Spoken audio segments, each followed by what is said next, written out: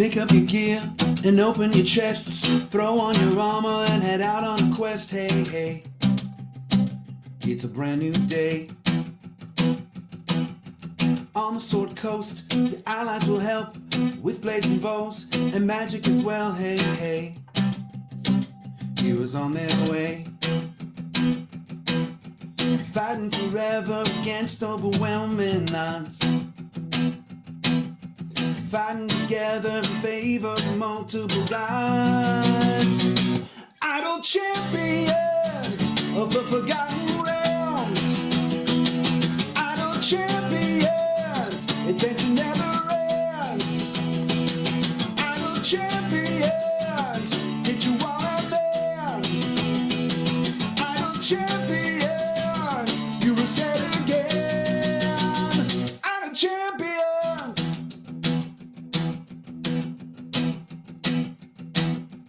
From Waterdeep to Icewind, head out to Chull or Shadowfell. Hey, hey, together we stay.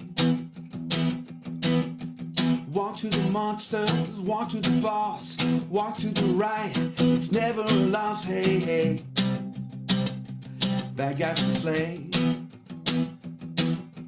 fighting forever against overwhelming odds, fighting together in favor of multiple gods. Idle champions of the forgotten realms, idle champions, adventure never ends. Idle champions, get you all out there. Idle champions, you will say it again. Idle champions, idle champions, idle champions, idle champions.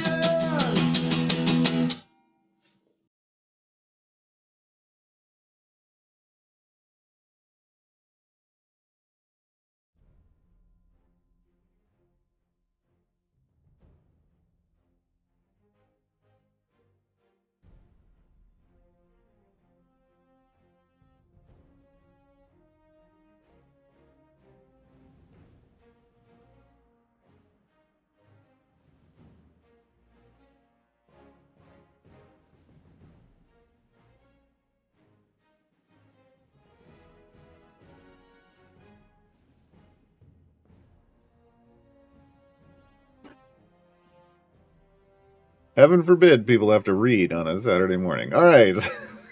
I'm here. I'm here. Yeah. All right. Well, you know, at least you don't have to listen to the fans on my computer when I'm muted. I'm muted, right? Welcome to Gaarawarr's Guide, the tutorial show.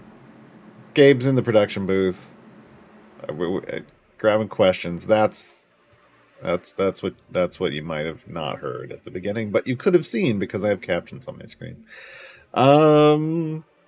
Today we're talking about the newest patron, the new hotness, Elminster of Shadowdale. Patron Elminster is the topic today.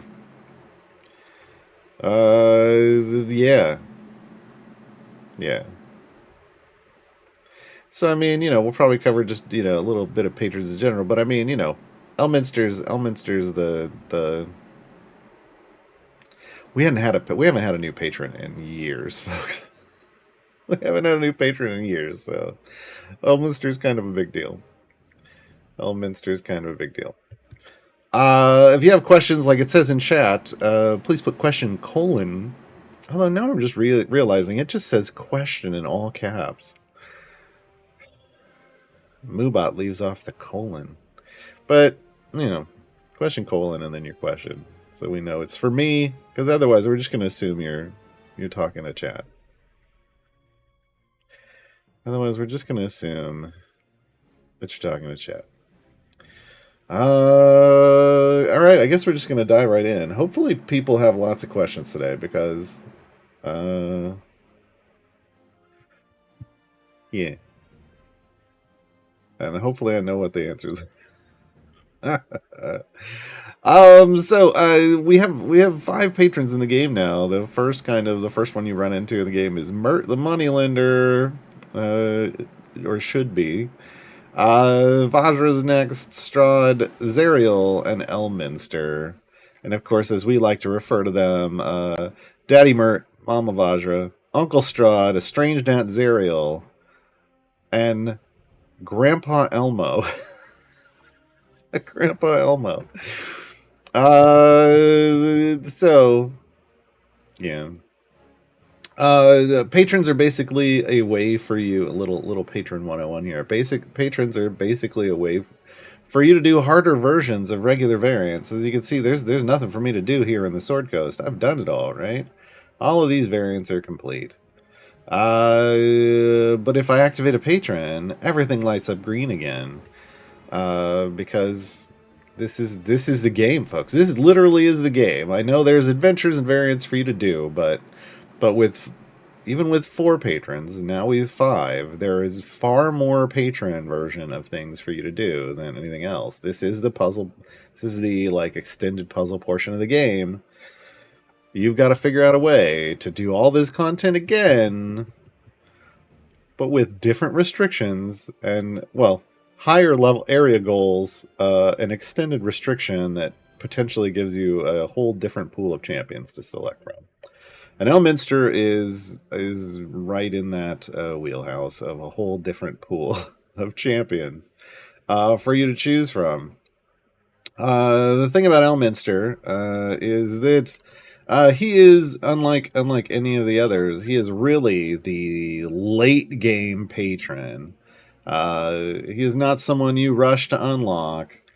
Even if you're kind of like, oh man, I might be able to unlock him, but I don't have a lot of champions, then you probably, maybe try it. I always say try something. But he is, he's up there. So for Elminster, the least of your worries to unlock Elminster is that you need to have completed 250 variants in the game. Let me just tell you, that's a low bar. It's a pretty low bar. But for everything else you need for Elminster, that's a very low bar. You also need to have unlocked 100 champions. So Mert is 20, Vajra's 30, Strahd is 40, Zariel is 50, and then you step to Elminster and he's like, oh no, you need 100. You need 100. This should be your biggest clue that this is a late game patron. This patron is not for the faint-hearted. It's Elminster. Folks, if you don't know who Elminster is a chosen of Mystra, the goddess of magic, has been for centuries.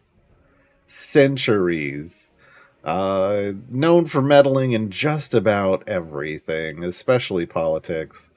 He's a big deal. If he is asking you for help with something, it's no joke. It's not some easy little thing. It's gonna be difficult, and the game represents that well. Even the simplest sounding of missions that Elminster wants you to go on is probably gonna blow up in your face.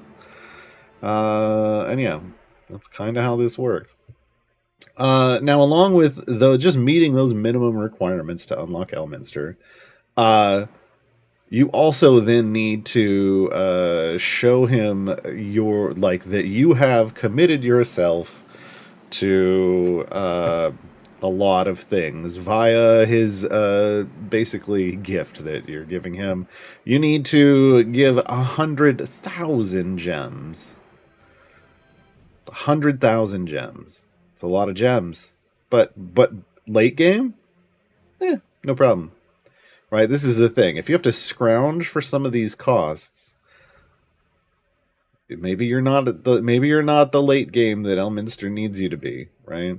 On top of 100,000 gems, but wait, there's more. You need to provide 10,000 patron currency from each patron. So you need to you need to be pretty well situated into having done each patron and just be sitting on some patron currency. Yeah, I mean, it's not that. I'll be honest, it's not that hard to come by. But it does mean you will have needed to have done something with the other patrons and be into some gem farming and etc. etc. etc. And then once you have provided this gift, Elminster then rewards you by saying, "Hey, guess what? That giant bench of year 1, 2, and 3 champion, maybe some of the 3 champions, that you've been sitting on for a while. Well, yeah, all 3, and then maybe even some of the 4. Yeah, can't use those. Can't use those with me. Only champions released or reworked in an event. In an event, not seasons, not outside of seasons. In an event. So just the most recent, like a couple of event reworks. Only champions released or reworked in an event in the last 3 years can be used. So constantly rotating pool of champions. Basically, only working with the newest 3 years. Yeah. Right now, that number is somewhere in the 50s. You have 50-something champions to work with, potentially. If you own all the champions, you're in the 50s. However, eventually, because of the way Events 2.0 work, where we get 2 featured champions every month, eventually we will be looking at a... if we don't get any more permanently available champions, we'll talk about those in a moment, we're looking around the mid to high 70s as a pool, as a champion pool. So Elminster's champion pool is going to grow. He's going to grow. Up to a kind of a certain point, and then it will stay pretty steady over time. Right now, in the 50s, in the 50s. So yeah, so there's a lot going on. One of the things you're going to want to keep in mind about Elminster once you unlock him is, usually, I guess we should talk about it. Usually the way a patron works is when you look at. I'm gonna throw Mert on. Do we have? I don't have anything new in Mert. When you look at the area goals for completing something, there's like a base area goal. Like if you remember when you first did, something like the Cursed Farmer and its variant Arya Chicken. Arya Chicken is complete area 75, right? And then you do like Arya Chicken for Mert, and Mert adds like I want to say 100. To this 175. So you go from completing area 75 to 250. Vajra adds 25 onto that, 275. Strahd makes it 300. Zariel makes it 325, if I'm correct. No, that didn't activate Zariel. Come on, game, activate. 325. Okay. So as you can see, as you step up, there is a big jump to the patron version of a variant, and then as you move through, they go up by about 25 each until you get to Elminster. So this complete area 325 is what Zariel, up until Elminster, the highest patron, wants you to complete. But then when you get here for Elminster, he's like, oh no, 825. 825. Yeah. Remember, the original variant goal was 75. He's like, well, let's just go 750 above that. That'll be fine. You can do that, right? Yeah. Yeah. Patron Elminster's minimum area goal is 825. The bulk of the things you're going to be doing. It's just like, hey, 825. 825. It's 825 all the way down, folks. I think we get up here. It starts. Nope. 825. 825. The Sword Coast is just, hey, we're 825 around here. When you get up into some of the other higher stuff, it actually starts getting deeper. Like I think coasting to the finish is 1,050 normally. 1,300. Sure. Let's just drop 1,300 on that. Okay, so it will get 1,450. All's well that ends well. Yeah. That sounds great. Sounds great. Thanks, Elmo. Thanks, Elmo. Now some of these, like this one says complete area 150. There are some variants in the game where it will override. Because this is 30 minutes or less. There's a specific thing going on here with this one. There's a thing like that in Tomb of Annihilation called Dinosaur Racing. There are going to be some that are shorter, complete area 50. Okay, but you're also not really going to get much influence for them. The one thing I will say about Patron Elminster is that for 825 he's throwing down a lot of influence and currency, because the amount of influence and currency you earn from a patron is directly related to the area goal. Now he's also gonna want lots of influence for you to unlock things. This ain't one of your other patrons. And if you noted, that coasting to the finish, area 1300, I'd completed that one. I've completed a grand total of 2 Patron Elminster things, so I am an expert in Patron Elminster. I've been working on a new account, and I have not had time to sit here and grind out Patron Elminster stuff.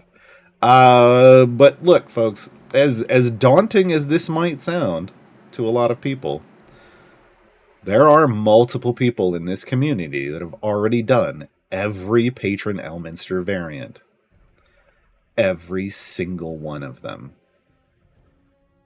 So, even with the currently fairly restricted champion pool compared to what it will be eventually, there are people that are done already. So, you can do it. Like, you can get there. It's if you're worried about what's going on with Patron Elminster, look, you can get there eventually. You absolutely can. Just may not be the best right now. Like, if you dip in and you've got like 20 or 30 qualifying people, it's gonna be a little rough, right? Again, Patron Elminster, pretty late game. I want to hop into one of these. We're just I don't want a fully restricted one. Should we do mad cow disease? Sure.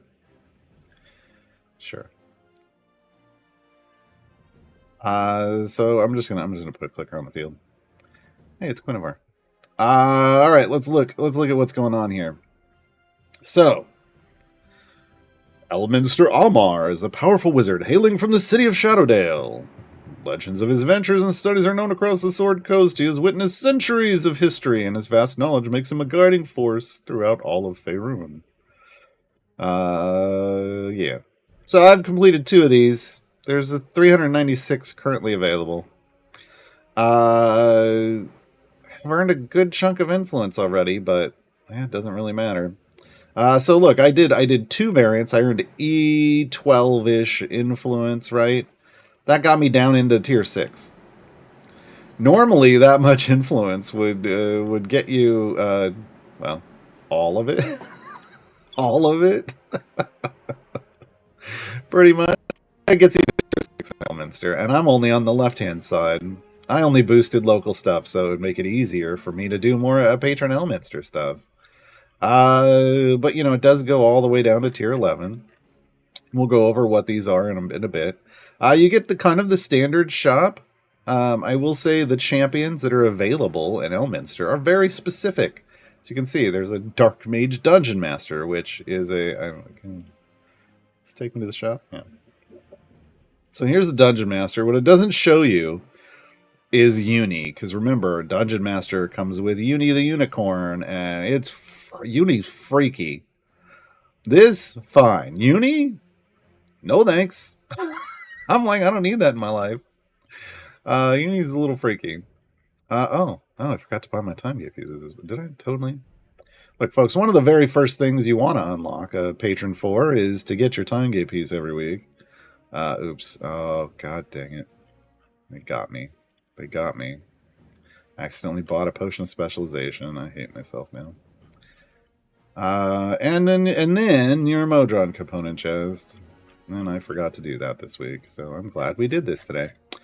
Yeah, usually your time gate piece. So even if all you do is unlock Elminster and try to grind out some of the variants so that you can get your time gate piece every week, great. And then grind out some more and get your Modron component chest, because man, we need these. We need so many of these in this game. You do.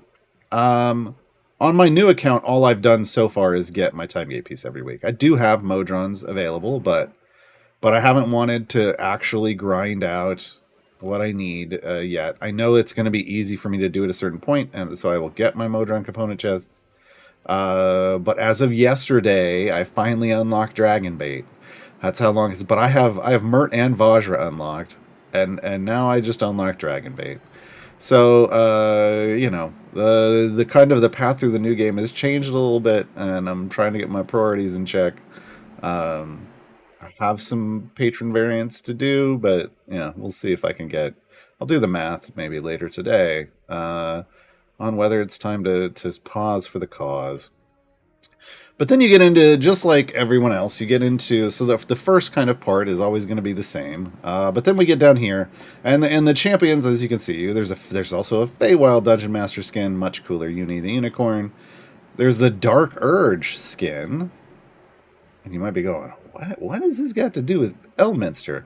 And then there's Gale. There's a casual Gale skin.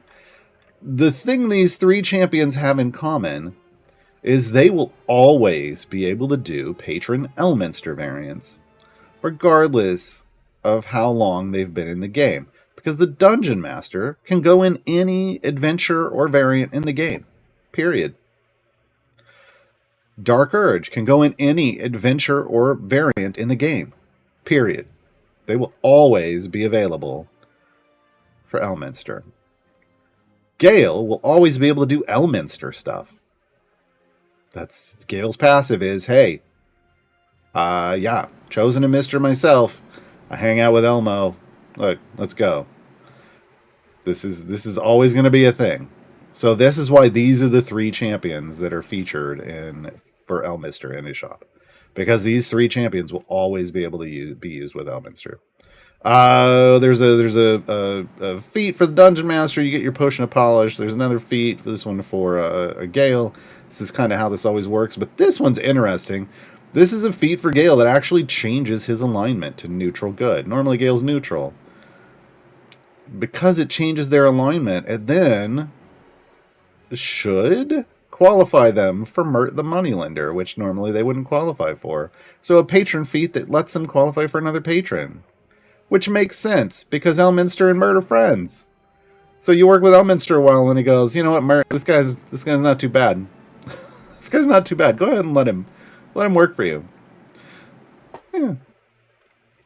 Dark Urge Weapon Master feat. This is the first time we have two support pigments. It's the first time we get pigments in a patron shop. I'd like to see more of this. To grab a couple support pigments for you. Lots more feats. Golden Epic Potion. This is the first time we've seen a Golden Epic Potion.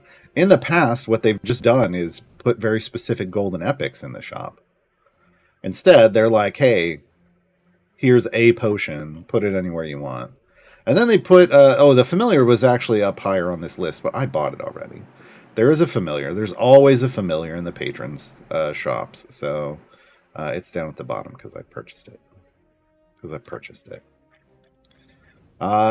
the shop, a fairly normal shop, but a couple items that you're maybe not used to, which is pigments and a Golden Epic. So definitely goals to work towards. Chests, as always, your patron chest will drop gear for anyone that qualifies for that patron.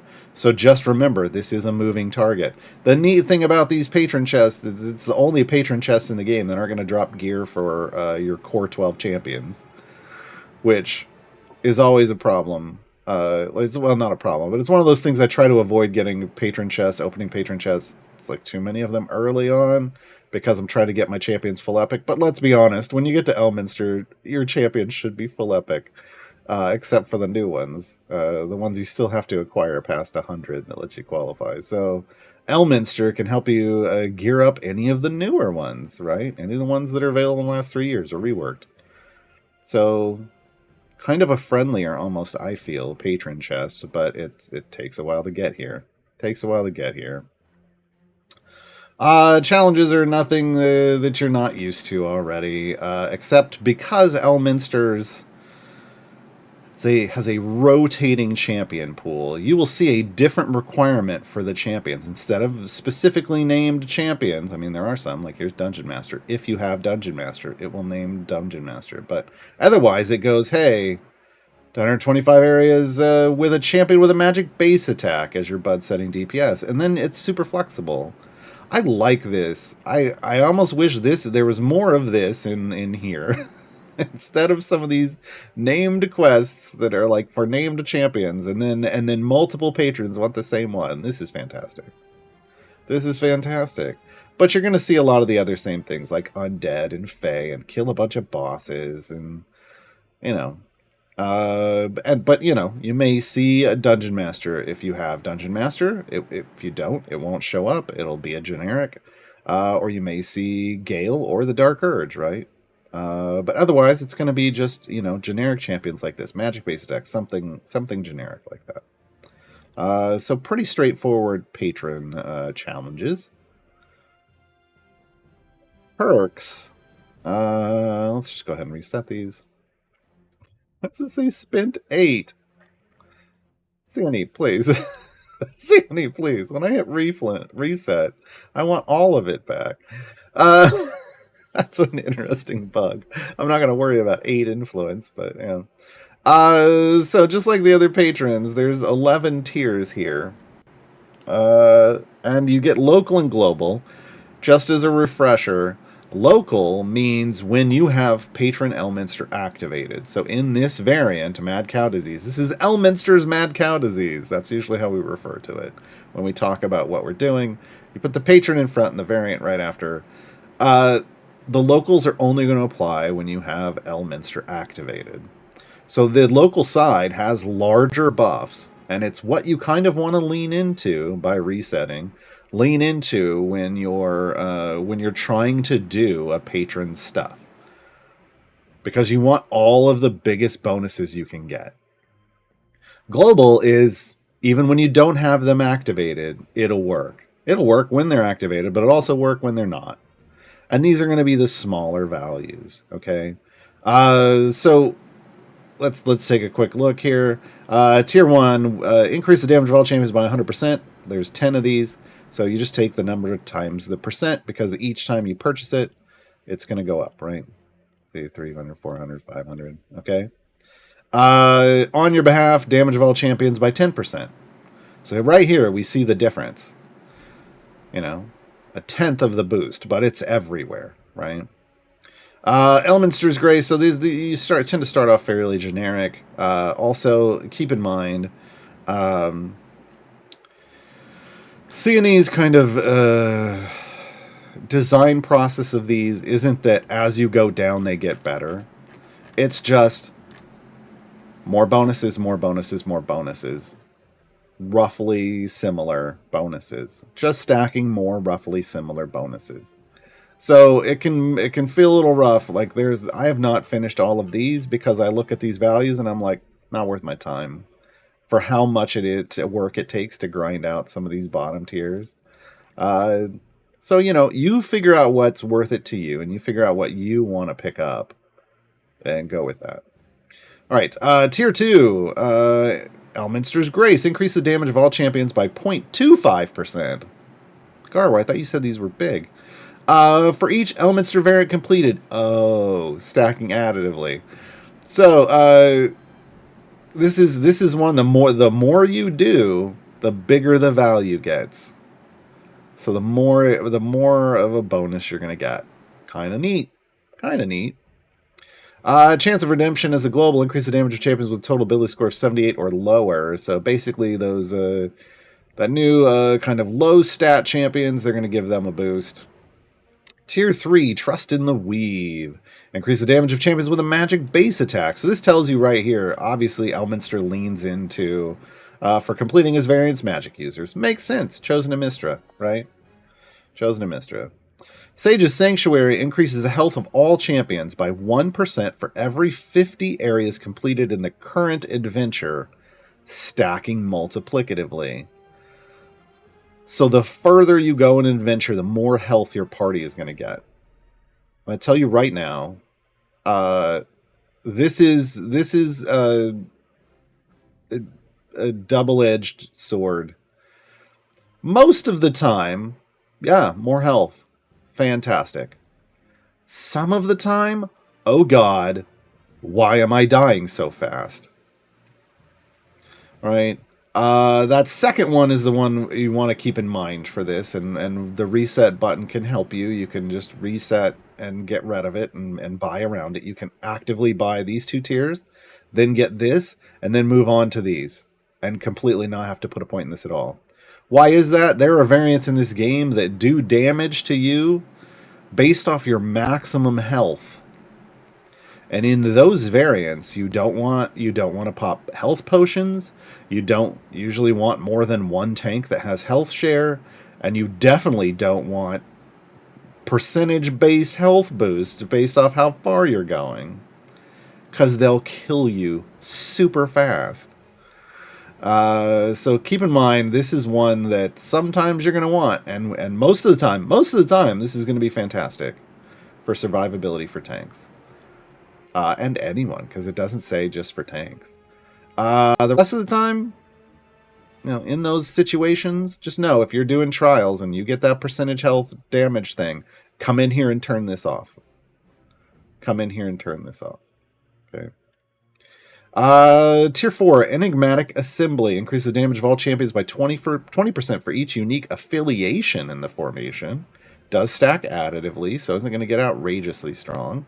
Some of these, I'll be honest, I don't build around some of these. It's just kind of like, oh, passive boost if I get it. Knights of Tomorrow increases the damage of champions eligible for Elminster patron adventures by 10%. So, this is just going to straight up boost your most recent, 3 years of champions and rework champions. This is basically giving them more power everywhere. Okay. He likes who he likes. Tier 5. Excellent Guidance. Increases the damage of each champion by 20% for each support champion that they are adjacent to. This is a formation building boost. This literally means, I know it's each champion by 20, but you basically, if you're doing Patron Elminster stuff, you want your primary DPS adjacent to lots of champions with support tags. It does stack additively, so it's not something you want to break a formation for. Don't move somebody into a bad position, but enjoy the bonus when you can get. If you can get it, do it. All things being equal, do it, because it's going to be a good chunk of damage for you. Mimes or treasures of the golden. This increases gold find by 10% for each empty formation slot or escort in the formation, stacking multiplicatively. Look, folks, this one's... I don't like saying this. But this is pointless. By the time you get to Elminster, if you have escorts in your formation or you're not filling out an entire formation, gold find isn't going to carry you. By the time you get to Elminster, you build a soft cap at will. Extra gold isn't going to help you at all. So this one you could probably try to build around. I mean, it is what it is.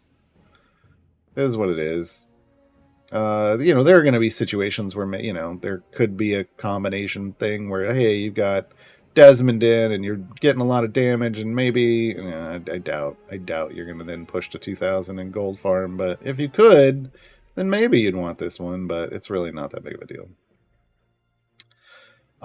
Tier 6, Mistra's Tapestry increases the damage of each champion by 10% for each month since that champion was released or reworked, rounding up and stacking additively.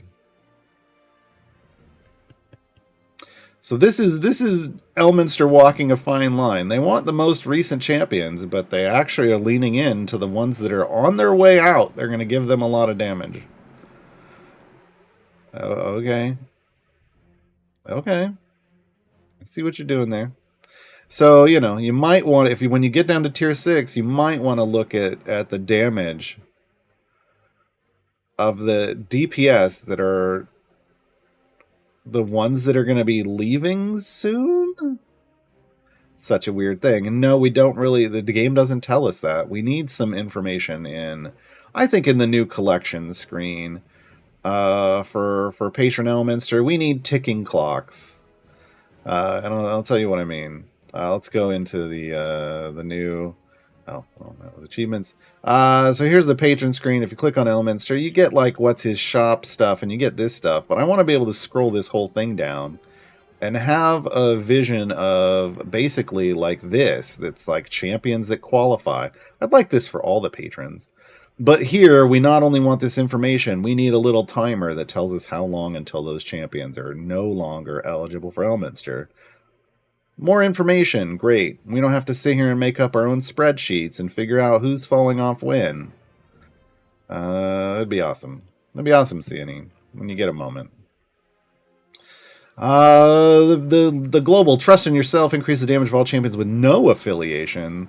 So first off, we get a buff for unique affiliations, and then they're like, hey, when you're doing other stuff, though, go ahead and let's boost those unaffiliated DPS. That's great. This works great with, this is another nice boost on top of the unaffiliated core. That's for people like your Birdsong and your Zorbu, for DPS. It used to be for Narak. RIP Narak DPS. But yeah. Tier 7, put that mind to work. Increase the damage of champions with an int score of 12 or higher. So, hey, look, again, Mage, Mistra, makes sense, right? Be a moon unto yourself. Increase the damage of all champions when Gale is in the formation. Okay. Okay. So he's like, hey, I got this buddy Gale, chosen a Mistra. Throw him in your formation, and I'll buff everyone. So there's another. Once you get down here, any formation with Gale in it is going to get a boost beyond what Gale brings from Elminster. Tier 8, a necessary diversion. Increase the damage of all champions by 100% for 30 seconds after a distraction is clicked. This gets 25 levels. What? It should work when they're auto-killed by familiars. So just know, 30-second damage boost. Pretty solid damage boost. It's going to be 2,500%. When you kill a distraction. Will has a feat that spawns distractions regardless of the area you're on. Just so you know, that would help trigger this buff. Yeah, and keep it active all the time. It's an odd feat, but here's one of the reasons. This is probably one of the reasons it exists. The global whims of fate. Damage against enemies that are slowed or stunned is increased by 25%. Hey, sure. There's a lot of different slows and stuns in the game. There's a champion built around damaging people that are slowed and stunned, and Lucius. So yeah, more damage based off crowd control effects. Mystical Might, increase the damage of all champions by 50%. Look, they're just giving you a big, and it's got 50 stacks. They're just like, hey, it's time to give you lots of local damage. You've completed a bunch, and you probably did the easier ones. Time to do the hard ones with this big damage boost. And then another increased damage of all champions global at the same time. This one a little bit bigger with 20 stacks. Tier 10, the Old Mage's Friends. Increase the damage of all champions who are 30 years old or older by 100%, gets 40 stacks. And Elminster's Epiphany. Increase the damage of all champions by 5% for each champion in a formation who is eligible for Elminster Patron Adventures, stacking multiplicatively. What? Okay. He's like, look, I heard you like making formations with champions that qualify for me. Go do that normally. I'm gonna give you more damage. 5% per. That's 50% stacks multiplicatively. Let's do some quick table math there. That would be like 50% is 1.5 as a multiplier. Second to the 10th power. That's like a 57x multiplier. So 57 times the normal damage as long as you're building an Elminster formation that you were building for Elminster, but just go use it everywhere.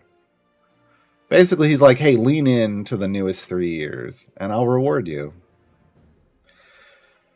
Tier 11, a fair bit miffed. Increase the damage of all champions by 2% for each enemy that is spawned in the current area, stacking additively and capping at 100. So basically, the harder it is to beat that area, the more damage they're going to give you. We see this a lot in champion abilities, and now they've just added it to a patron. Then Alchemical Affinity, increase the damage of all champions by 1% for each active potion, stacking additively. I don't really like this one. But that's fine, because you're not going to be... There's not enough influence in the game currently to get it anyway. It's one of those that, again, it's like a small little bonus, and it's like this just proves that they don't really look at like where they put these in the tier list, or in the tiers, to based off like how much effort goes into them, because that really isn't necessarily worth the effort. So yeah, that's your stuff. Now, when you're doing this, like I said, you can build up. You can focus on local or global. So right now, again, I've been focusing on the local. And the way you do this is by spending efficiently. So quick reintroduction to spending efficiently, maybe for some people who don't have patrons yet. Spending efficiently means just focusing on like local or global, depending on what you want. I'm going to demonstrate with local. So I'm just going to max this out because I know I want all of that. But then it says I need 5 more to get to the next tier. So I only buy those 5 and then I max this out. Now it says I need 10. So now I look over here on the right and I look at the costs. And I want to just click the cost. I know it's going to be all of these. That is the cheapest. Okay. And then I can do 5 of these. And then I can come down here and I can buy all of these. That actually gets me all the way through to the next tier. And I can go around Sage's Sanctuary like I said I want to. Because I don't want to have to come back and reset all the time. I'm just going to build around this and not use it. I'm going to buy all these. Then I need 5 more. So then I'm going to look at the 288. Sets lower than 720. I still want to hit over here. But good. That opened up another tier. Now I can just come down here and buy this one. See how this works? You're just looking to find the cheapest ones that'll get you to the next tier. And now I'm out. I'm out of influence. I'm completely out now. And that's how you do it. That's how you spend efficiently. You just come back and try to find the thing. And it's going to leave you at times with some weird combinations of like, a couple points in this or that at times. But you'll be more focused on what you want. You can do it down the global side as well. Just know the global side costs more, so you won't get as far. But it works everywhere. All right. And this is stuff that you can start doing early on when you first get Mert and Vajra, right? Before you can basically get, most of them. Like I said, you can't get everything in the game currently, I don't think, unless the most recent content update actually gave us enough for some of these others. But so pick and choose what you want early on. So let's see. Currently, I own every champion in the game on this account. So we can take a quick pass and look. The easy way to think of this, because of the way these boxes are currently arranged, is the oldest champions tend to be on the left and the newest champions tend to be on the right. That's why you can see these are all noped out, and then we have the yeses over here. So here's the yeses in slot 1. Here's our yeses in slot 2. It's just gonna work. It's just gonna work that way. You're gonna nope right out of the lefts and say, well, here's one that's so Desmond's probably on the cusp. This is what this tells me, is that he's on the left. He might be out sooner rather than later. And that's the way, you're going to run it. Oh, does it go up? What is that? Seems a little unorganized. Maybe it's because I have Shandy in. I wonder if, hold on. So if we put just everybody on their first one, I want to give a good look at it. Oh, dang it, Jarlaxle. Stokey, fine. Stokey was the first event champion in the game. So that'll be good enough. But top left is always your core champion. Okay. So yeah, so right hand side, Whittle. Whittle. Oh man. Yeah. This one just is off. That's weird. It's okay. Ray is an evergreen, so it's gonna be a little different. On the schedule. Instead of an event champion. Ooh, only 2 here at 9. They need to release more champions in 9, huh? Guess what they're doing soon, folks. Guess what they're doing soon. They're releasing more champions in 9. Oh, here's a big set of newer ones here. All right. So that's all you're looking for with the Elminster stuff. Like, I know there people want their spreadsheets and stuff, but the way I tend to build formations is I go, well, who would what do I need? I'm gonna need maybe some tanks. Do I have tanks available? What am I looking at? Oh yeah, here's some tanks. Well, maybe we crux this up. Here's another tank. Dungeon Master again. Dungeon Master can pull in somebody who's not eligible. I can just run Dungeon Master up and see who their guest star would be, right? If I want. Otherwise, somebody. Hey, there's another tank. I'm just gonna figure out who. There's another tank. Who's the tank that I actually want in this? Wow, that's just a very thin slot. Crazy. Actually, let me move Virgil for speed. Here's the Dark Urge. Again, can go anywhere. And everybody here, let me go some speed. All right. So of these, I don't know. Let's do a Crux. Let's tank with Crux. Why not? Let's throw Gale in because we're doing Elminster stuff. Then I can look at non... you know what? Biconia is fun. Let's get Whittle in. No, let's get... Yeah, there's Whittle for speed. Right, Whittle in the middle. And we got Crux, so we might as well bring in Vin Ursa. Vi for speed. Also some Strongheart for speed. We just want speed. We just want a bunch of speed. Let's throw a bunch of speed champions in. There. Why not? And then we'll just level some people up. Let's go to 3. No, yeah, we got to go 3 because we're gonna have to move them up a bit. To get to Crux. This is going to be a Crux DPS formation, folks. Not really. It's going to be some weird hybrid speed Crux DPS formation. Ineligible champions for Gale. Look, Gale, this spec of Finite Fellowship is really built for Elminster because you're going to have so many ineligible champions. Kind of great. We're just going to have some fun here with some Biconia, Turn Undead. We're going to go Front Decker. And, what is he? Lawful Good, so high places, right? Yeah. Alright. We're just going to let it do its thing. Let's do its thing. Sure. Event boons or buffs, attack speed, good champions, positive reinforcement. And I'm good to go. I'm just gonna. Well, no, I'm not gonna bother with.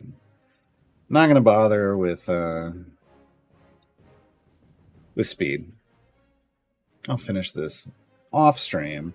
But yeah, look. I know you're going to want to try to build out like the best possible formation. Sure. I'm just like the way I do stuff is I just throw in a generic formation with a lot of speed champions to start off.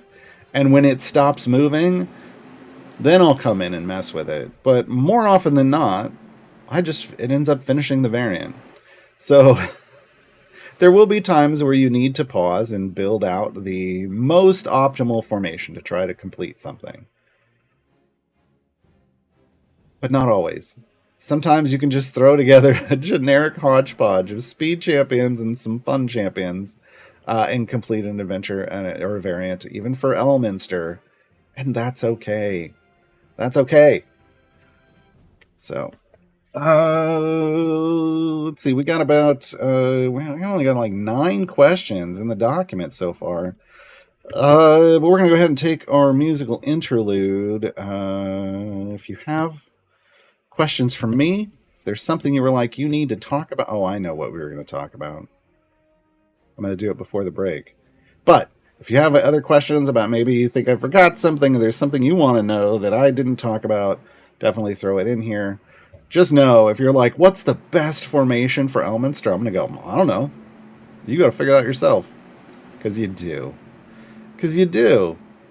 It's too subjective in this game, especially in the late game with Elminster.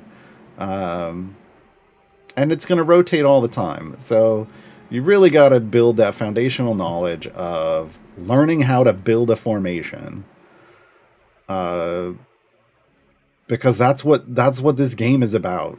It's about building formations that fit the variant or that you're doing. There's more variance in this game than anything else, so that's literally what this game is built on. So, if you haven't been doing that, maybe you should start. I got a guide for that. So, let's talk about a couple situations. So we already know that the Dark Urge, Dungeon Master, and Gale can always go in anything Elminster does. But there's also some other champions that have rules about always being able to do stuff. For instance, right now, Avandra does qualify for Elminster, and Avandra has a specialization that when you're in the wild beyond the Witchlight, she can bring in all of the awful ones. And that's going to work, even if, they all currently qualify for Elminster, but that will work even if they didn't. If you could somehow if Avandra can go in, you got to look for things like this. She could pull all the others in. Fortunately, they're all in the last 3 years. Over here, we have Wulfgar, who does not qualify for Elminster. But Wulfgar can go anywhere in Icewind Dale. Anywhere. And where Wulfgar goes, he can bring the Companions of the Hall. And let me tell you, folks, Companions of the Hall, with like Strongheart spec'd into as being a Companion of the Hall, that's pretty beefy. It's a pretty beefy group. And then you can build whatever else you want with it. So you can take Wulfgar into Icewind Dale for Elminster, even though he's not an Elminster qualifying champion, because Wulfgar goes wherever he wants in Icewind Dale. Okay? So be on the lookout for champions like this. I've had somebody go, what about Nahara? Well, Nahara brings the Black Dice Society in to Strahd stuff. This is not Strahd, so that ain't going to work here. That ain't going to fly. But Wulfgar is the big one. Wulfgar is the one that is no longer part of Elminster, but is in Icewind Dale. All right, we're going to take a short musical interlude. I'm hoping you know the song. Come on. It's going to be the Elucidation of Elminster for Bardic Inspiration. We'll be right back.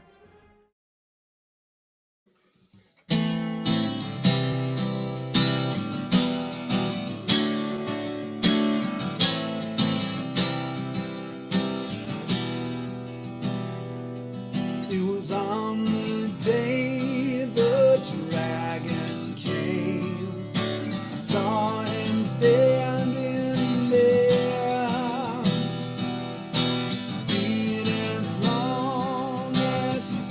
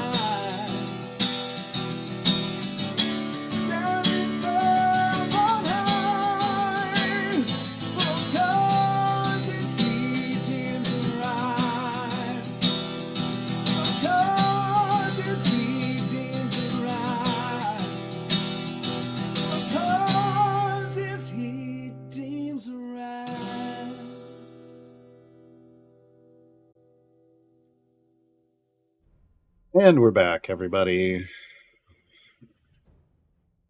I like that song. That song was written with the help of Ed Greenwood. Ed Greenwood made a guest appearance on Bardic Inspiration, along with the bard Jason and the scribe Dylan and all of chat, and we all wrote that song together. It's pretty fantastic. So let me hit the things that are somewhat on topic. Headhunter are you going to cover Elminster's background in the lore? There's a lot going on with Elminster. I mean, I kind of said, hey, chosen to Mistra, been alive for hundreds of years. I mean, I think that's a fair introduction, but there's so much going on. I've got all the books over on my shelf, alongside all the Legend of Dritz books. Talking about the things that Elminster has done that's a long conversation. It's a long conversation. Yeah. Yeah. I mean, it's best to keep in mind that like he is they call him a meddler, but it's like basically because he always ends up being somewhere that's something weird's going on, because somebody's got to do something about it, and it's always in the weirdest kind of way. Some of the more recent books, he's actually not the all-powerful wizard that he once was, because basically Mistra said, nope, nope, y'all got too out of hand, all y'all. All y'all wizards trying to end the world and become gods and stuff. Nope, nope, nope. Toning y'all down. And so some things are off limits, and doesn't quite give people the power. Definitely wants to spread. His job really is to spread magic. And literally a lot of his early life was spent sneaking into crypts and dungeons and planting magical items for adventurers to find. So if you ever wonder why is it in D&D? You're always going through this weird crypt in the middle of nowhere, but suddenly you find this like epic magical item. Elminster put it there. Just because, they're trying to spread magic and a love of magic everywhere. That was part of his early years job. Yeah, and then nowadays he just tries to keep people from destroying the world. But there's a lot going on. Yeah, Mr. Patched in a balance fix. Yeah, Mr.'s like, I'm nerfing magic. You're just gonna have to deal with it. Pretty much. So Wizard did do it. Yeah, exactly. He's got a lot going on. I highly recommend. Oh, what was the main book? Hold on.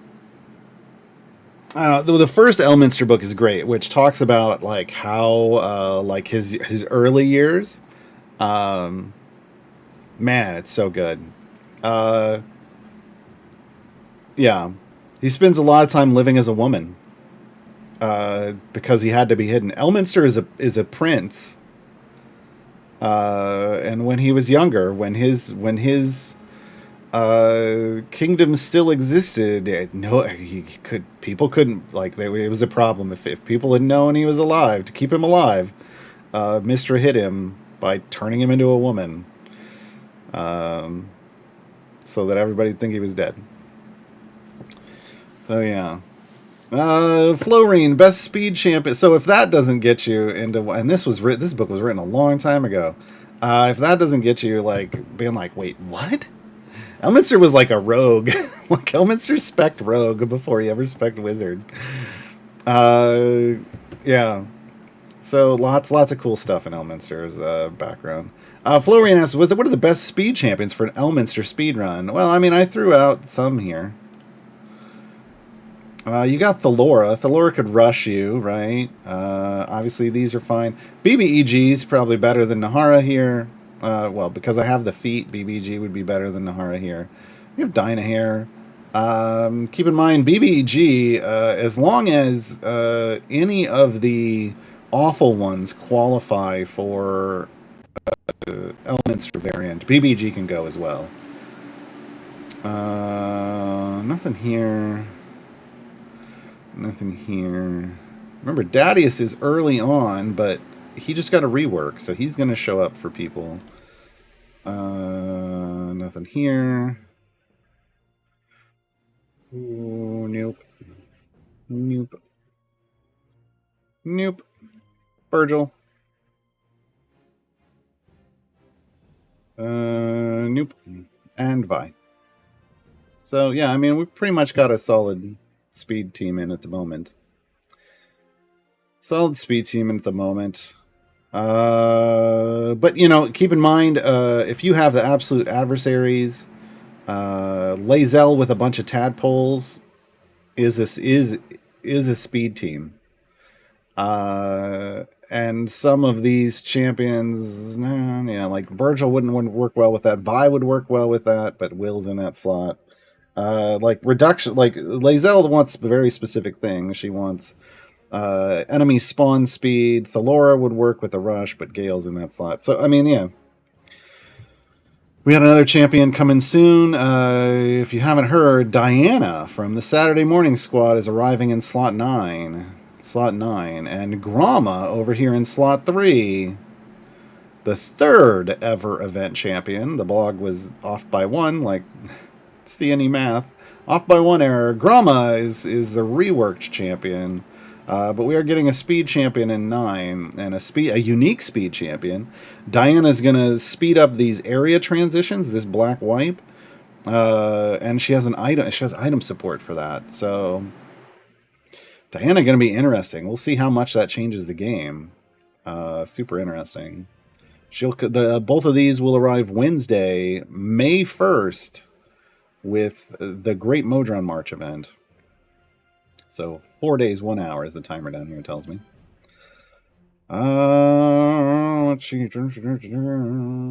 Somewhat related. Slava, can we get story progress combined with patron perks by completing variants with a patron instead of variants without one in places where it's like you need 19 adventures or variants in Waterdeep? No. So like Old Coria, where you've got to get like 40 something to be able to access her, and it says adventures or variants. It means just regular adventures and regular variants. It doesn't count the patron ones. You have to pick your path. Gliding secret in your absolute adversaries. Vod, you said you only did 2 Elminster variants, correct? And we're at tier 6 of perks, right? Which 2 was it? Coasting to the Finish and the Invisible Wizards of Thay, both of which are in the Wild Beyond the Witchlight. So I kind of alluded to this when we were over here. Coasting to the Finish is right here. This is an area 1300 goal. I did that one first. This is what I have a list of what I call efficient patron variants. It's in my Patrons 101 guide on the subreddit. These are basically variants that have high area goals but no real restriction, because this isn't a real restriction. So as long as you can actually do the damage to complete this, you can do that. And if you can't quite do that one, Invisible Wizards of Thay is just a little back. It's 1100 area gold. You could do this one first. And then try to do Coasting to the Finish. But yeah, I did those 2. Those are two efficient variants off my list. That tends to be whenever I'm on a new player count, like on a new account.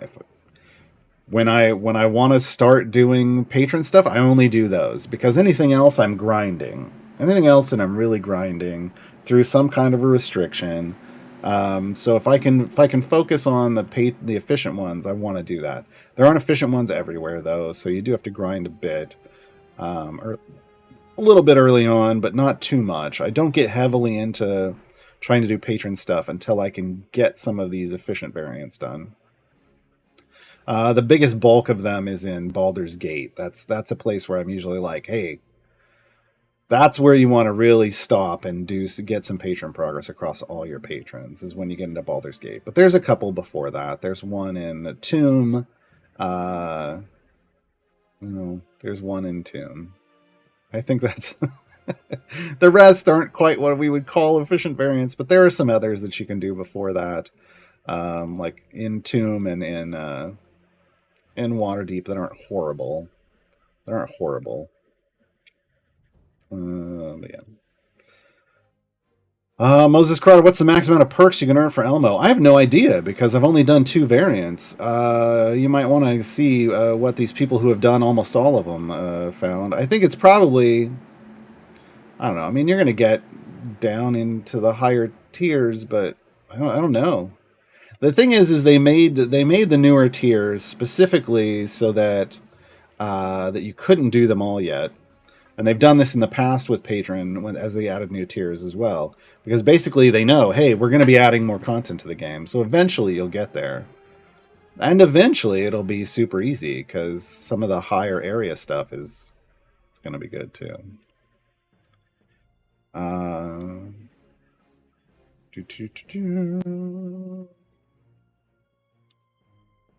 Does Finn work in Elminster? Currently, she's right here in 6. She is available. So she would help speed up patron challenges if you want.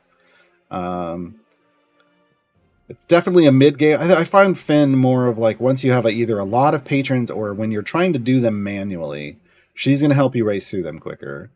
On my new account and even on this account, I tend to do them in the back. I haven't been doing my background parties lately, but I tend to just do patron challenges in the background. So racing through them with Finn isn't important. But Finn can, if you're someone who likes to do stuff manually, Finn can get you through your patron challenges quicker. But even on my new account, what I do is I only play through main adventures and variants and things on stream.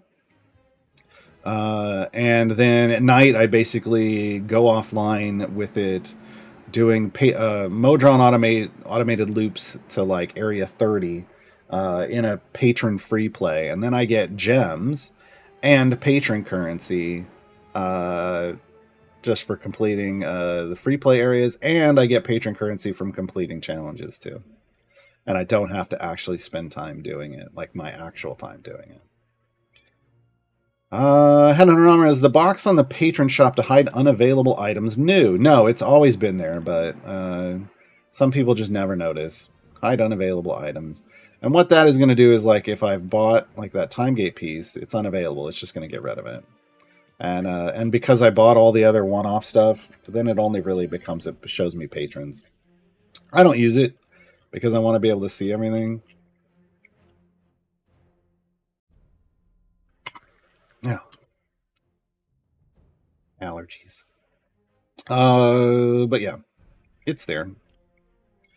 I want to be able to see anything and everything that's in the shop, also for streaming purposes, but just in general, like, wait, for my memory, wasn't there something here? Oh, I clicked that button and forgot. I forgot. Flowering, can we ask devs for an Artemis rework every 3 years so we can finish Elminster? Look, there are already people, I've told you, at the top of this, there are people who have already finished Elminster, all of it. They didn't use Artemis, so you don't have to either. Time to put your big adventurer pants on and help out the Chosen of Mystra. Lurking Rider, legally distinct Elminster Elmo skin win. Well, we don't have patron skins, so probably never. All right, generic questions then. We only have a couple of these. We're out, folks. We got 40 minutes left in this show. We need some questions so we can have some things to talk about. Jeeden, what's the point of Timegate free plays? That's a great question. I don't know.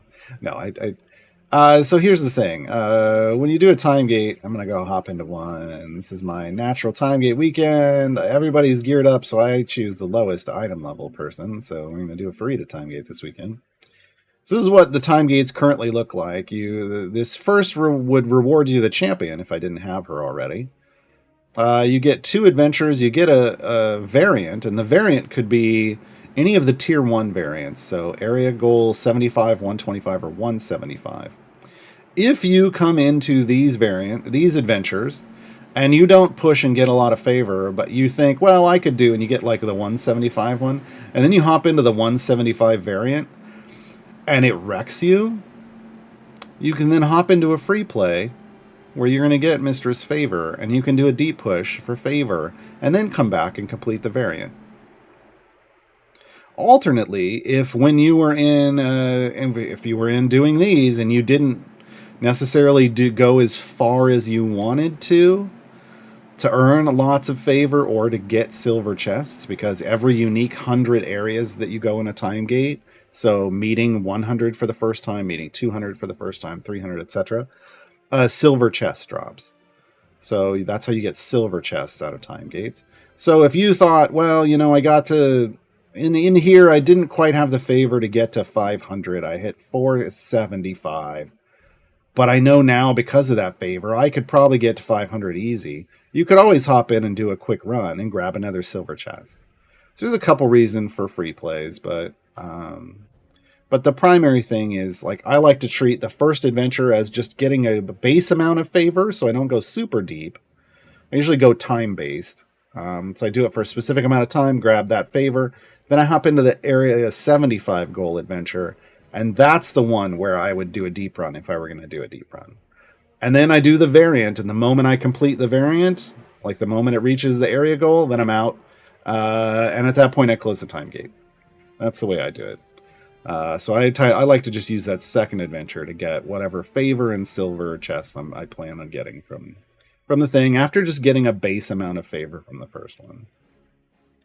It makes that second run faster. Ye old dice goblin. I just unlocked Venus and can't figure out how to build her stacks. Okay. So Venus is our bounty hunter, basically. She is the plasmoid. She's our only plasmoid. And her thing is, in her bounty hunter, she has a favored foe. She picks a random monster type from a monster in the current adventure. So whatever adventure you're in, it's going to have her favored foe, because she picks it based off the adventure, right? Those favored foes drop more gold, and all champions deal more damage to them. Now the thing is, she has a feature where she basically where is it? It's down. Where is it? Oh, it's on her ultimate. Which is why we have an owlbear on the ultimate. Hold on. I was like, where is it? It's her ultimate.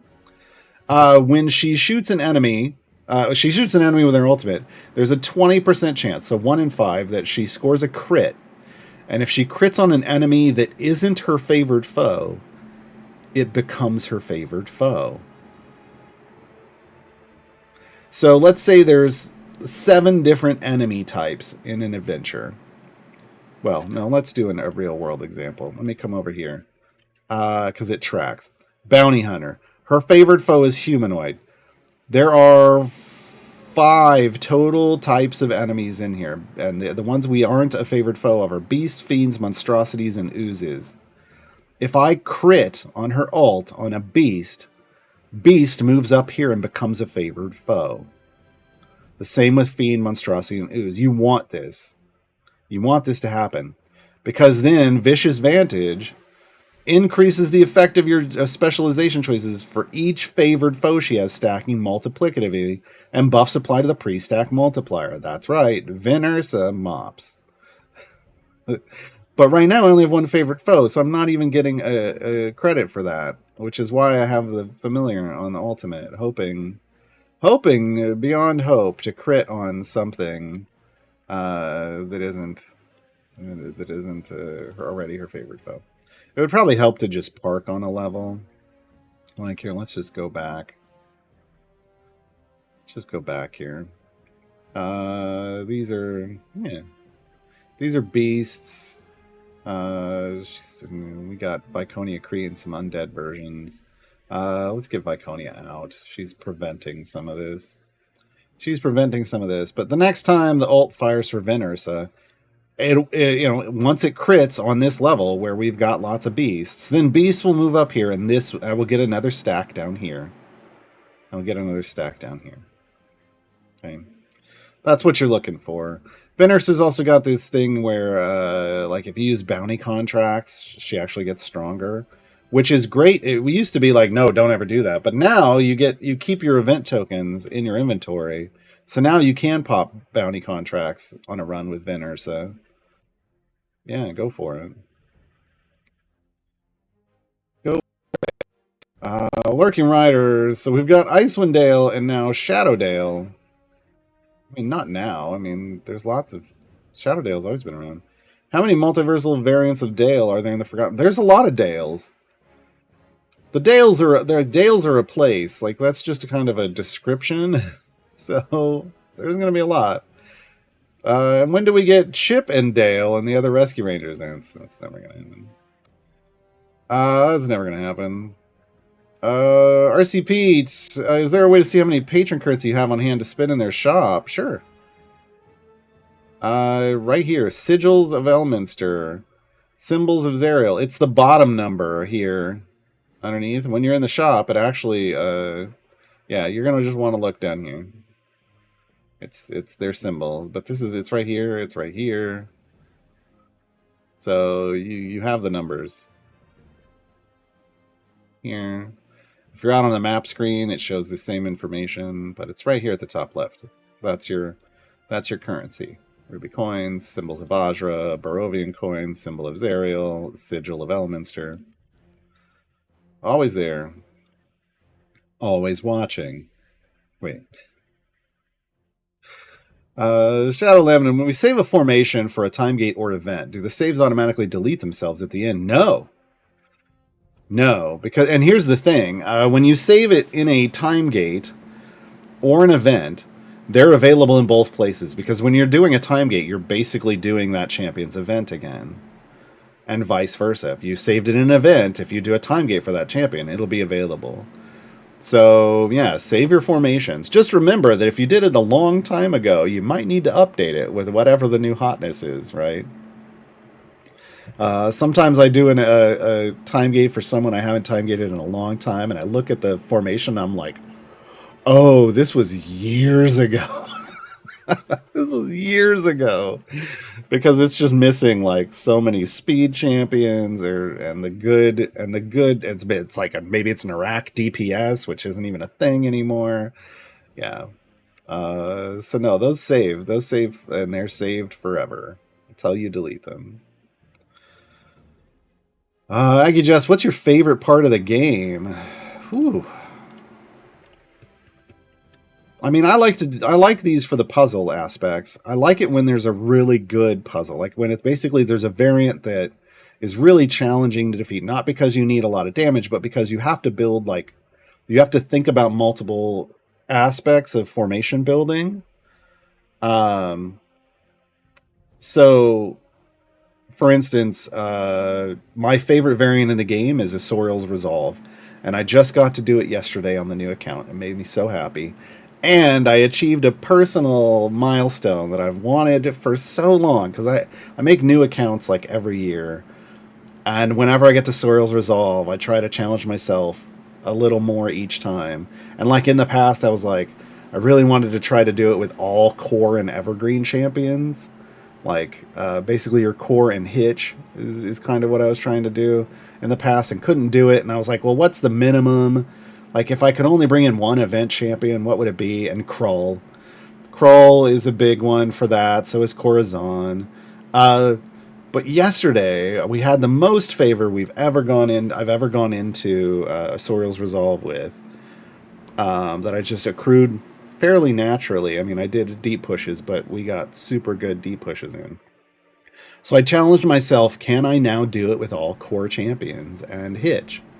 And I did! For the first time ever, I cleared Asoriel's Resolve just using the core 12 champions and hitch. It was great. I was so happy.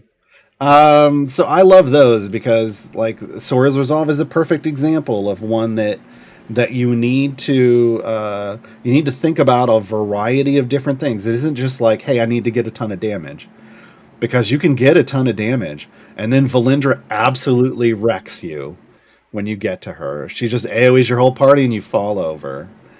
Doesn't matter how quickly you're killing her. She's an armored boss and she resurrects herself over and over again the further you go. So you have to learn how to build a formation that only has damage but is survivable. And because she has armored health, you also need to be taking multiple armor segments off every time you hit her. So there's a lot of things you have to keep in mind, and there's a lot of little things that if you know about the game, you can manipulate to help you out, like running a fire breath potion when you're fighting her helps, because it kills all of the generic enemies that are spawning in, so that all your attacks hit her where you need them to. Also, if you're not running speed potions, she has an attack animation that she goes through, and if she starts the wind up for attack animation and you click on her, it interrupts her and she won't attack, which you don't want to do early on, because you can get immune to that stun, that click stun. You want to do it as in the later, when she's on her last few resurrections and doing the most damage, to stop her from doing damage at all.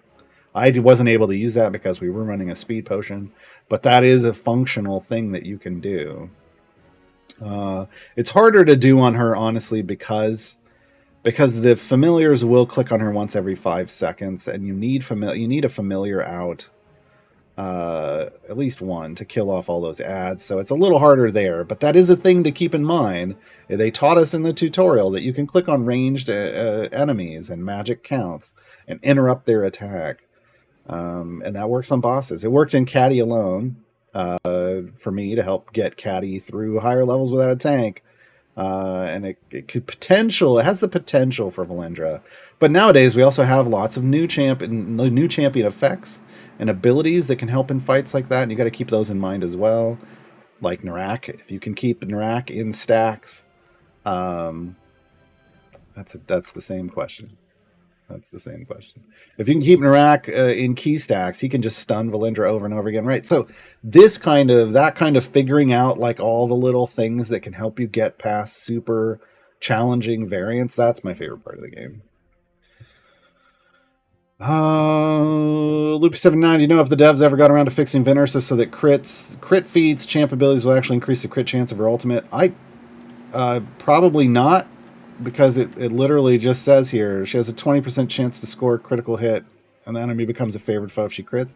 It's kind of built into the ultimate, as opposed to, it doesn't have anything to do with her crit chance. It's the ultimates, I think, because I don't think...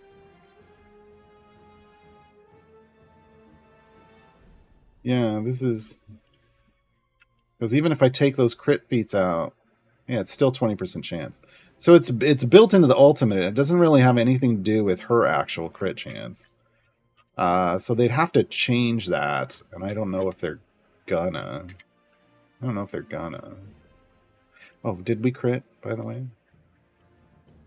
We did! See, now we've got 2 stacks, Beast and Humanoid. And now now we're getting a much. It started out at 3762. Now we're in the EO5s for the buffs, so... make sure when you're using Venersa that you've got a familiar on her ultimate.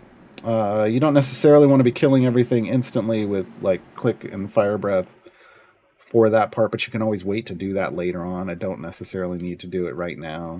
You know what I mean? I only did it right now for demonstration purposes.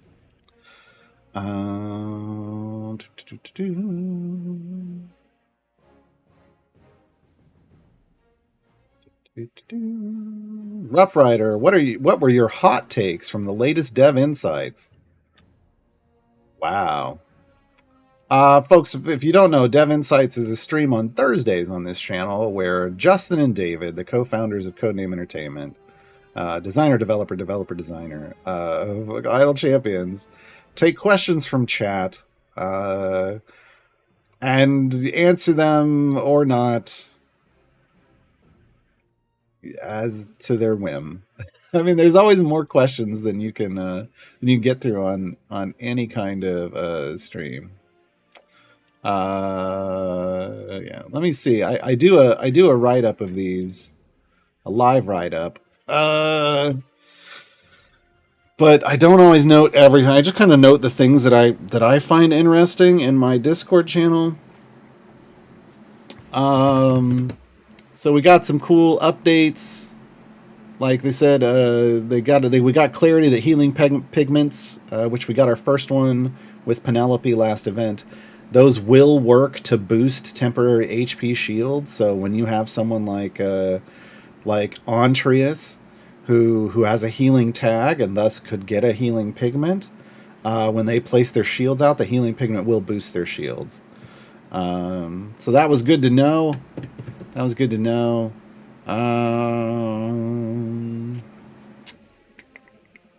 My hot takes, though.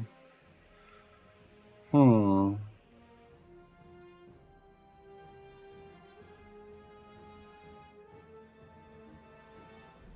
I don't know that I have hot takes. I mean, I think there was some neat information that's good to keep in mind. They did make it very clear that the champions that are getting reworked in events um, are primarily underused champions, like the less popular champions, and that popular champions probably aren't going to see reworks anytime soon. This was specifically in relation to someone asking about like speed champions getting reworked. They're like, nah, we rework champions that don't get used, not the ones that do get used. Which makes sense. They want it, you rework a champion so that hopefully they get used more. Yeah. So don't expect, like someone was like, well, they rework Artemis. Why would they? Artemis is a popular champion that gets used. There's no reason to rework them, except to nerf them. That would be my rework. They recently put an item cap on Tatiana, and Justin's going to look at putting one on Melf, Vi, and Whittle, because they all have those three champions have items that don't have a cap, but you can effectively waste item levels on by continuing to put stuff into them even beyond the point where they're functionally capped. So that would be a nice quality of life improvement.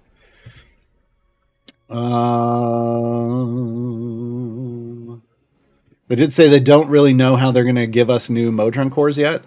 Previously, we used to have these things called seasons, but then Codename Entertainment sent all the seasons to live on a farm upstate, where they can roam and have their freedom and enjoy their life. And no, we can't visit them on the weekends. But that used to be the delivery method for new Modron cores. They used to say like every third season would give us another Modron core, every other season or every third season, something like that. But now seasons aren't around, so they got to figure out a new way to deliver Modron cores to us.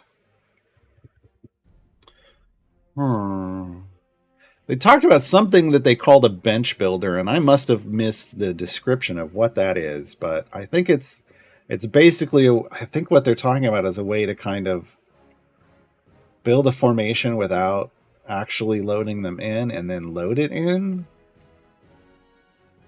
I don't know. I think we need more information on this, but it does sound like it's something that's in the works. I don't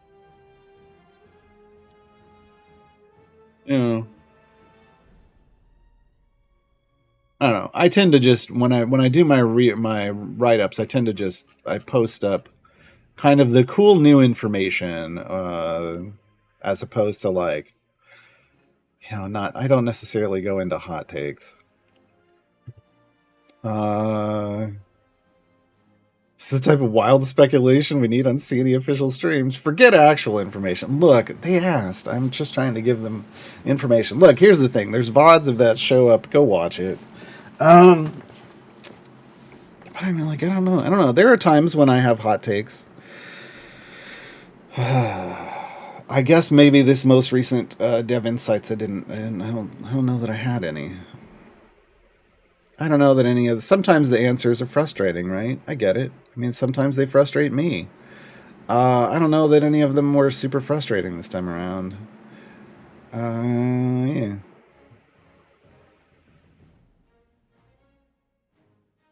McNeil DJ, with Havilar not being able to cumulatively slow down enemies, what's the best way to get a gold find formation going? I did just do recently Gaarawarr's Guide to Gold Farming here as a tutorial show. You can find it over on the CNA Games YouTube channel.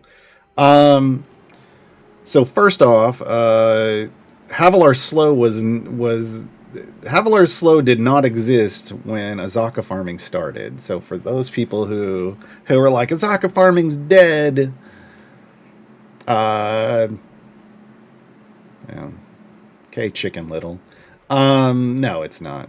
Zaka farming was fine before Havilar came along, and Havilar just made it easy mode, and now you got to put a little work into it. Vi is my big recommendation for Azaka farming in the mod without Havilar. Vi has a chance to, with catch and release, to turn an enemy, a normal enemy, into a glowing crystal sphere. So I put Vi in for a hot second, turn somebody in right as the enemies are spawning in, turn someone into a crystal sphere, pull her out. I just want one. I just want one. And the reason I just want one is if it happens on the right-hand side of the screen, I just leave it there. It doesn't move. And then all the other enemies get close, and I can let stacks build up from crawl, and then I can drop my DPS in and wipe everything that's right in front of my tank, and the stacks hopefully transfer to the crystal sphere, and then I can just farm that crystal sphere. It's fantastic. It's a frozen enemy. It's what you want. Now, I know a lot of people are like, but I did the bosses. Well, tough. We all got to adjust. It's a live service game. Yeah.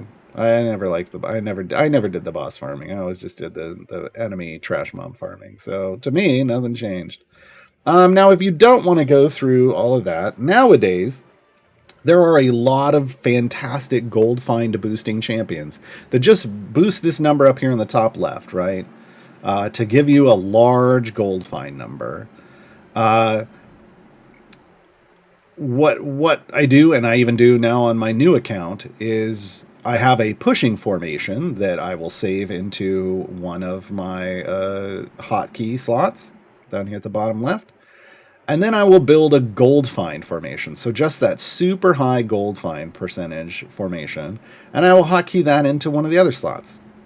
And then I will set as I'm getting near the end of my run or towards the end of my run, and I want to earn more gold to level up my champions to keep going on a new account. Or when I get to the end of my run on my main account, everybody's soft cap, they don't need gold anyway. When I get to the end, I will set my bud with my my pushing formation, pop a fire breath potion, tab into the gold find formation, and just soak up all of the gold drops from things that are dying from fire breath clicks. We call this dirty farming, because it's not like the nice clean version of Azaka farming. You're taking whatever comes to you. It's not really something where you're going to build up crawl stacks. You can sort of, but like so I will usually put crawl in just in case. But really, it's about just pure gold find people, and not about things that are going to stack up over time. And then as soon as I'll do this on my new account for pushing, and I'll push with. I'll set a bud and then push with the gold find team on deep favor pushes. And then as the enemies stop dying immediately, then I just switch back to set the high bud again, level up those champions with all the gold I had, and then tab back into the gold farm team, and then level up the gold producing champions, and just kind of walk my way super far. This is how I ended up with E25 favor on Tomb of Annihilation after only 2 real big deep runs. That kind of dirty farming. Kind of walking your way towards higher and higher areas is real great. Once you soft cap, of course, you'd only really need to do that once you get to the highest area you can get, and then soak up a bunch of gold there. So I'll do that on my main account. If I push all the way to 2001, once I get to 2001, I'm already killing with I have a high bud, I'm killing with fire breath anyway. I just swap in a gold farm team, soak up a bunch of extra favor, and then move on. It's not as high. Dirty farming isn't going to get you what an Azaka farm with a 40 pilfer stack crawl is going to get you. It's not. But it gets you. I find it's close enough. To me, it's close enough. Minimal effort, close enough. Oh, not to remember, folks, if you want to ask me a question, needs question colon in front of it, like Ye Old Dice Goblin just put in chat. Who are these dirty gold find team characters? Well, one is Christina Aguilera. Wait, oh, no. Sorry. And can we see a rough formation? Well, I can't. I mean, I guess I can leave this. I can't. I don't know that we can dirty gold farm in Patron Elminster. But let me just look at people here. Oh no. Regis has some gold find. It's real. It's not very big, but on my new account, I'll take it. Marilyn has some gold find. She can't do her spec choice one because things aren't staying alive long enough, but Marilyn is an option. Some of the champions in these slots are going to help other champions, so keep that in mind too, even though they don't have gold find. Omen is a big one. Omen can generate a lot of gold. Mehen can generate some gold, not as much as Omen, but is another option, depending on who you have available. Jarlaxle obviously is a big one, but Jarlaxle wants other rogues or drow in the formation, so that's where you might be like, okay, throw me in some rogues or drow from these places where I don't have another gold find champion. Some of them double dip, like Regis is a rogue, so has gold find, and it's also helping Jarlaxle. Yay, right? Paulton has some. Stokey needs a very specific scenario, so I would say Paulton is probably better. Baloth also needs to tag things, and in dirty gold farming, you're killing stuff, hopefully, instantly. Otherwise, it's not really dirty gold farming. It's a modified version of it. Valentine could boost positional gold find abilities and has some gold find as well. I think Certainty's got some gold find. Again, I tend to throw Crawl in for the occasional pilfer stack, but it's not that great, to be honest. It's just like throw in whatever I have. A lot of times I'll just have Shandy in to trust to make it go faster. Over here, Egbert. Egbert's the big one over here. Freely has to build stacks, and that's this instant killing isn't great. So Egbert is better. We go over here. Pilgrim has to tag people. I think Corazon can help out Merylwyn, maybe? Can't remember if he has some of his own or not, off the top of my head. I think Brother Uriah might have some. Usually I've got Dritzton here for Drow for Jarlaxle, honestly. Over here, Astarion. Astarian's generational wealth is a huge gold find buff. Huge. Huge. Eliwick is also an option if she happens to RNG into some gem stacks, but Astarion's got some huge numbers. Over here, wait, who am I using over here? Rust. Rust on the Harbor has a bit of gold find. Again, better with Merylwyn. Down here we got multiple, right? Like you could Daub, but you could Azaka, but what you really want now is Penelope. Penelope takes a little bit of work. She's got to stack some stuff up, but she has an even when I'm not even working on trying to build Penelope stacks, like hardcore trying, she ends up putting up a big gold fight number, better than Jarlaxle with a bunch of rogues. And if you work at it, it'll be better than generational wealth from Astarion. So characters like that, that's what we're talking about. Just flat gold find boosts, not things that are based off an enemy dropping more gold when they die or something like that. Because those are debuffs. They require the enemy getting hit and then dying. And no enemies are getting hit when you're killing with fire breath potions. That's the one I just did. Cyclops, is unlocking Rhea as hard as unlocking Soriel's Resolve?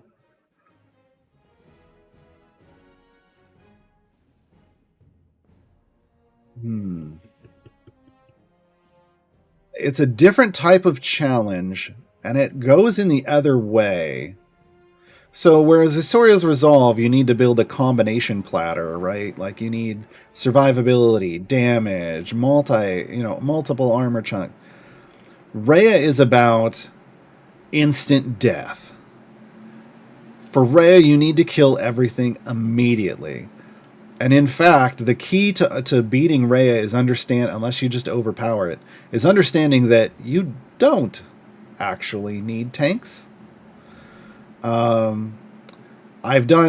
think I've done it with, like, I think the only tank that I've ever used in Rhea is Dragonbait, and that was just because they happened to give the biggest buff. They were the biggest buffer. But the thing about Rhea is the second an enemy touches your front line, your tank abilities get turned off. So you want to kill so they're wasted. So you want to kill everything before it touches. So you end up just putting in a bunch of support buffers, whoever your biggest buffers are, because you want everything dead before it gets to you. So it's a challenge. It's a great challenge because, again, it bends your mind and your knowledge to try to, like, how is the best way to do this? How do I overcome this unusual thing that I'm running into, this unusual challenge I'm running into? And it's like, oh, remember when we said you want a combination of survivability and damage? Oh, well, right now you just need damage.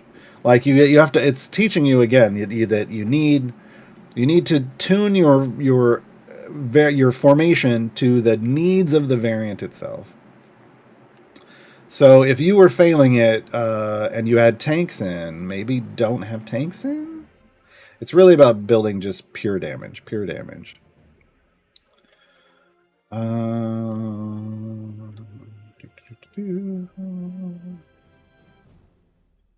Authors asked a question that I want to address because we were talking about dev insights. Well, they let us convert other potions into speed potions. One of the things they've talked about on dev insights is an alchemy system where basically you can convert consumables into other consumables. We don't have any major details on this yet. Like, we don't know what it would take. Like, what's the conversion ratio? Does it need some other kind of does it need some kind of new currency to make it happen? Or what? Like, we don't know any of this stuff, and we probably won't until it drops. What we do know is that, yes, they want to let you convert potions that you don't want into potions that you do want, which would be fantastic. Not even just on this account where I have EO4 of some potions, but usually run out of speed still regularly. But especially on my new account where I am constantly thirsting for speed potions and then have too many health potions. Like, let me get rid of those and give me more speed potions, right? Absolutely. That's a thing. They've also talked about having a conversion. Oh god, having a conversion from. There are people in this game who actually have too many potions of polish, because you can't apply a potion of polish if every item is gilded. They just don't do anything, and so there are people who have these building up in their inventories, and there have been people like this who've had these potions building up for years. Thinking about having those convert into something. So yeah, there's potentially bounty contracts and blacksmithing contracts, maybe a way of combining them in that system. We won't know exactly what that system turns into, becomes, until it comes out, or until they really go into more details, but usually that's when it comes out. Cyclops, Dritz, in your thing, is Dritz helping Jarlaxle better than Makos helping Astarion? I've never really looked at it, honestly. That would be an interesting comparison. I'm just so in the habit of... Astarion's a fairly new champion, so I'm just really in the habit of building around supporting Jarlaxle. I'll have to take a look later today. I'll be streaming on that account later today. About an hour after this stream ends, I'll be over on Twitch TV/Gaarawarr, spelled like it sounds, or you can see it right. My name right down below there. And lately I've just been playing new player account stuff, so... I think we're going to do a manual time gate today. I already did my natural time gate. And then back into campaign stuff after that. Jorathonis, which free play Wild on the Wish slide is best for deep pushing? I'll be honest. Usually, I don't know off the top of my head. But usually, in most places, the first adventure is the easiest, but not always. Like, there are times, like Icewind Dale, it's definitely not. Turn of Fortune's Wheel, it's definitely not. Maybe this, but usually what people are doing for like deep runs is for gold farming, or not for gem farming. If you're not doing a Briv formation, is the Roots of Loomlurch. It's super fast. That's why they like to go here. But if it's super fast for regular gem farming, that tends to mean it doesn't have lots of armored stuff either. Probably doesn't have any. So I would say Roots of Loomlurch, actually, and Wild Beyond the Witchlight. The Loots of Roomlurch, yes, that's how I usually pronounce it. Just like the Yuck of Lundala. Just like the Yuck of Lundala. I guess we should put another. I had Viconia and I took her out because I didn't like it. You know what, I'm just going to throw Darius in just for pointlessness. Just because I like Darius's outfit. Actually, I need to change. Yeah, no, this is a good outfit. It'll be fine.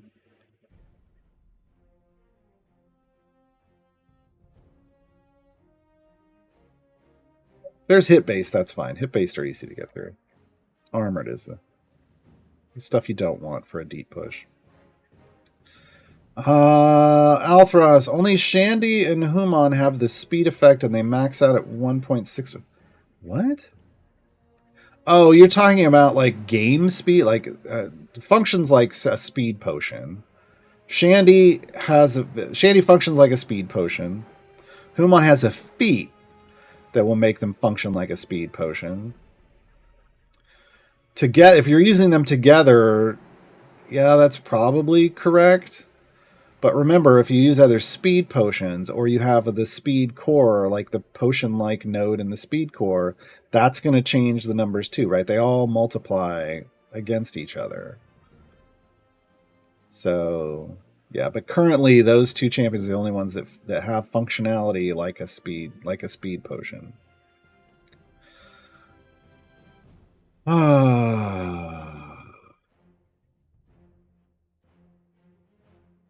Shoots of Spoon Spurt? No. No.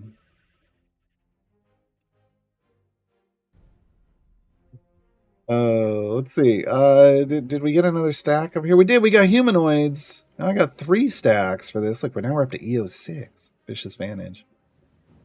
Yeah, Venursa can be kind of big in variants that have lots of foe types, because the more stacks you can get, like we all know this, multiplicatively stacking, pre-stack multipliers. Come on, we all like this.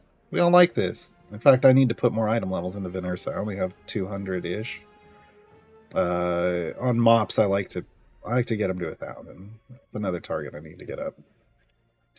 Yeah. Big numbers. No whammies. We're out of questions, folks. We're coming to the end of this show.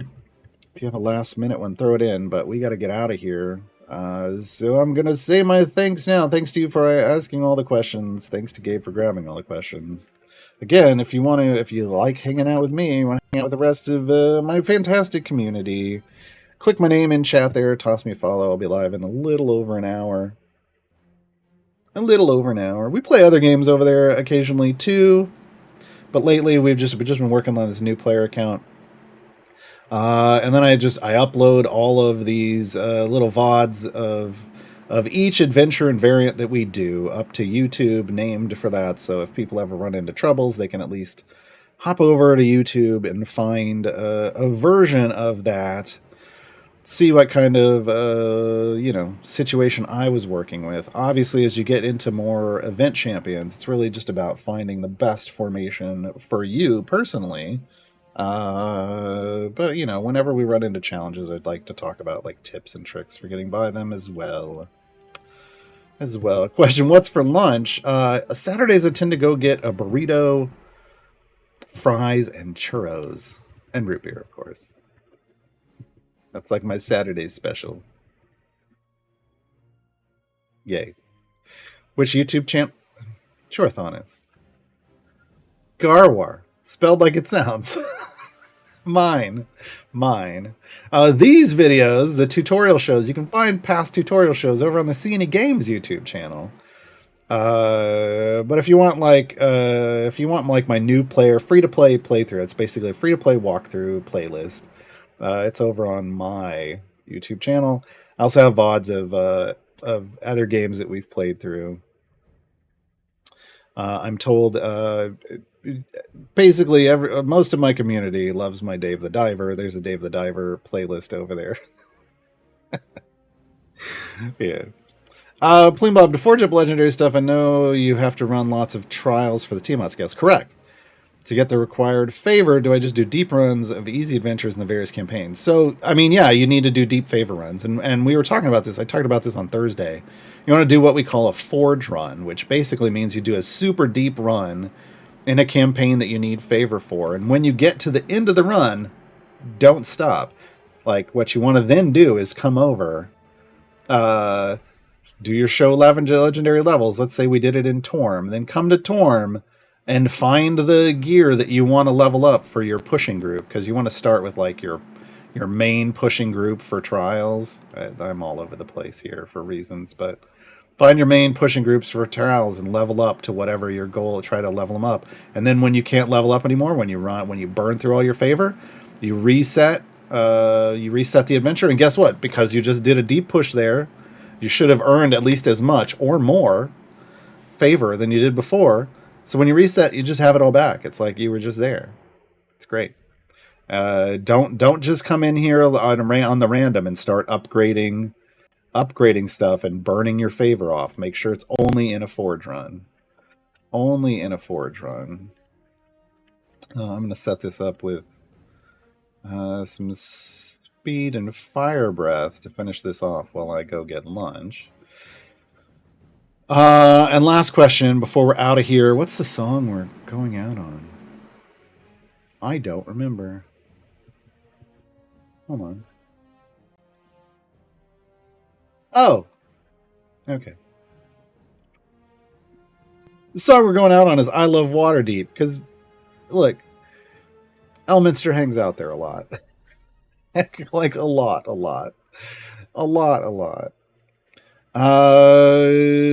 So Harky Twitch asks for their last question. Do you choose the first adventure in a campaign for the forge run? Well, you do whatever the easiest deep run is. It's not that they have less HP. It's just usually, not always, usually the first adventure in a campaign is like an easy generic intro adventure, because that's where you are doing, because you have no favor there yet. They don't want to just absolutely destroy you. But Icewind Dale and Turn of Fortune's Wheel, the first ones, absolutely destroy you, which is fine because they're deep. They're deep campaigns. So yeah.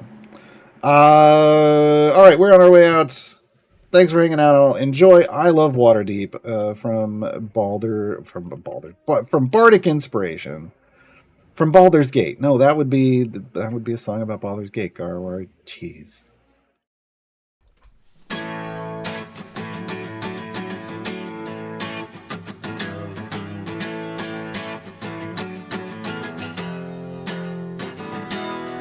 Waterdeep, the city that never sleeps.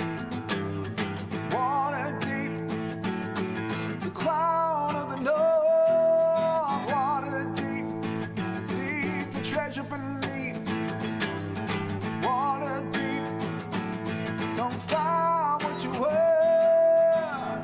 As I was wandering around the city of splendors, I saw the yawning portal, gate to adventure. But don't go down too far, you may meet your fate as you stumble through Lester's gates. Standing in the shade, the night statue cast, I look out to see 1,000 swaying masts. Glancing up, I see the griffins flying by. You know the city's safe by land, sea, and sky. Waterdeep, city that never sleeps.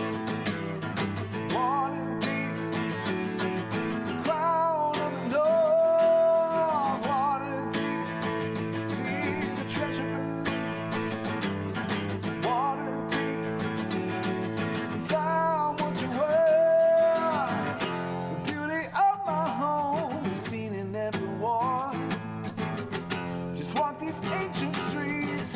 what we've adorned. But this antique city hides beneath centuries of history buried deep. There's a port of skulls westwards towards the sea, a lawless outpost run by thugs and thieves. Underneath it all, the man made plenty schemes in